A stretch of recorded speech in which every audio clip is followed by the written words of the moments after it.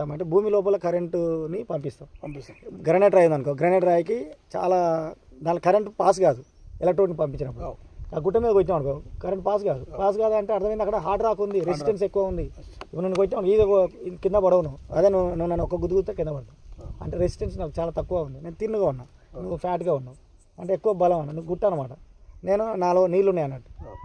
ఈ weaker Jones ఉంటే success అవుతాం. సో ఈ విధంగా భూమి లోపలికి కరెంటు పంపిస్తాం. కరెంటు పంపించి అలాగే పొటెన్షియల్ ఎలక్ట్రోడ్ నుండి పొటెన్షియల్ డిఫరెన్స్ తెలుసుకుంటాం. తెలుసుకున్నప్పుడు మనం గ్రాఫ్ చేస్తే ఇంటర్ప్రిటేషన్ చేస్తే వాటర్ అనేది ఉందా లేదా, ఎక్కడైతే బండరాయి ఉంటే దానిలో బురద కానీ వీకర్ జోన్స్ కానీ ఉంటాయి, అక్కడ రెసిస్టెన్స్ చాలా సడన్గా పడిపోతుంది. అక్కడ పడిపోయిందంటే గ్రనైట్లో నీరు తప్ప వేరే ఎకనామిక్ మినరల్ ఉండదు. మినరల్స్ రెండు రకాలు ఉంటాయి.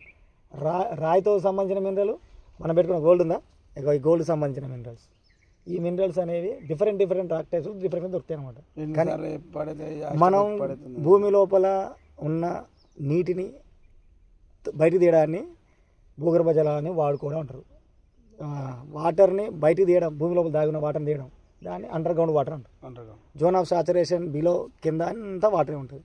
కాబట్టి సైంటిస్టులు నమ్మండి, భూగర్భ జల శాస్త్రవేత్తలు రప్పించుకోండి, సర్వే చేయించుకోండి, సక్సెస్ అవ్వండి. మీ భూమిలో నీళ్ళు లేవనికి